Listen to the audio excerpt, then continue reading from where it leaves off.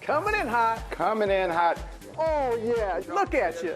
Look at us. This morning, a warm welcome from Lionel Richie. You can probably tell me half of my life story. The other half is just kind of in the pages. I realized that not only do you want to talk about the fun stuff, you have to talk about the painful stuff.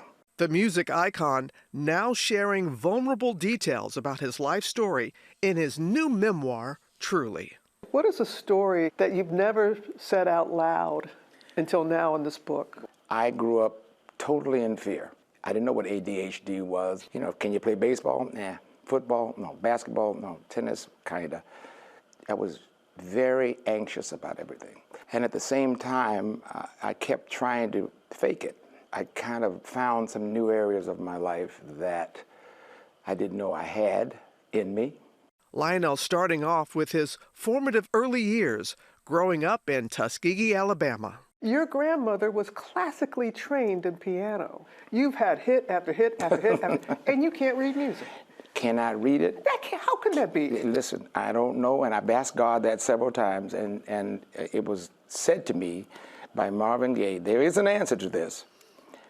Don't go looking for it. Just accept it. I like that. With over 125 million albums sold worldwide, songwriting became Lionel's superpower, with hits like Dancing on the Ceiling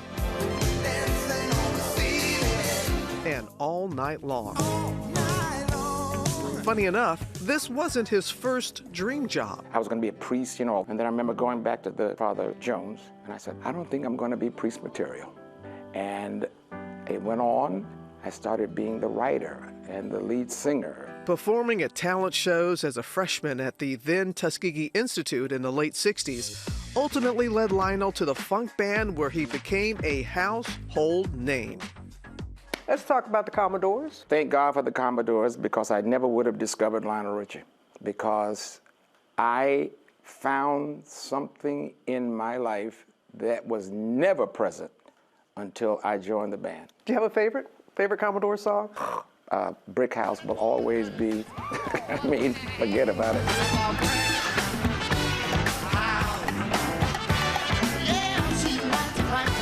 This was the only song where I thought my grandmother was actually going to disown me. I tried to explain this to my grandmother. This is a group song. I didn't write all the lyrics, you know. I thought it was kind of disgraceful myself until it became a hit. As much as you enjoyed those years with the Commodores, you went your separate ways. Just talk about the split. It was painful because a lot of people thought this is a band, this is a group. This is the closest thing to brothers I've ever had in my whole life. And they pushed me. And we went through life together, and all of a sudden, there's a moment in time when I was having such a moment of discovery that I could write, that I didn't realize that, okay, that's a hit, and then that's a hit, and that's a hit. You're the writer of that song. You get a check for the sales of that song as a writer. The king of love ballads like Hello. Also reflecting on his once tumultuous romantic reality with his college sweetheart and first wife Brenda, then his second wife Diane.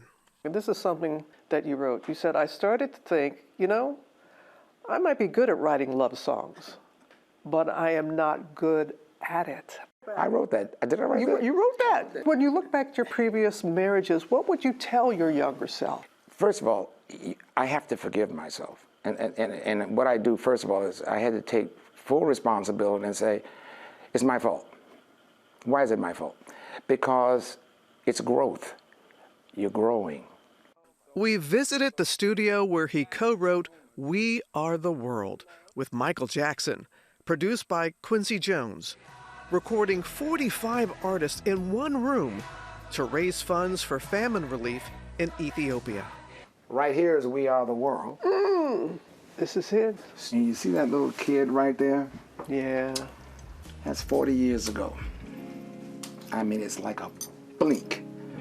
And you look around that beautiful picture and you say, Michael, Tina, think about it.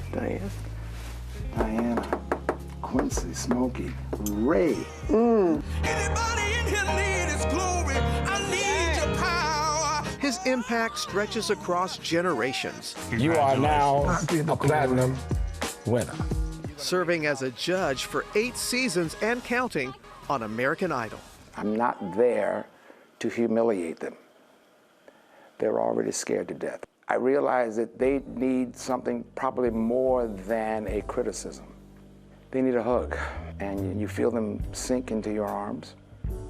I think in part the book, it's like you're telling the world, we need to be told that we're loved. We need a hug. You know, the world needs a hug right now. Yeah, the stories are great. The stories are great. But what turned me into me was the world said, hey, Lionel, I like what you're doing. Keep up the good work. I have to tell you, in reading his book, it's like he's giving us a hug. Yeah. It's like I've known him. I mean, our families knew each other back in Tuskegee. And I learned so much in reading his book. So much positive energy. Oh my gosh, he really does. But he does talk about the lows as well, and he talks what he considered the scandal of his century. He didn't shy away from that. And those 3 rings that he wears around, they're the loves of his life, his 3 children. And he talks about that because we have so much more to this conversation, including his bond with his children and why his grandkids call him Scissorhand. Scissorhand. That's his grandpa name? That's his grandpa name. That's so funny. You'll find out on Impact Nightline special, truly, Lionel Richie, that is streaming also on Hulu right now, and Disney Plus. And his memoir comes out on Tuesday, and next Monday, you know who's going to be here. You know he's going to be here. Lionel's going to be right here in the studio with us. But this was so good. I actually do need more. And sometimes we just do a thing about a show that's coming on later. No, I really want more of that interview that you did. I appreciate And that. thank you for lending me the book. Oh, yeah. He's so cheap.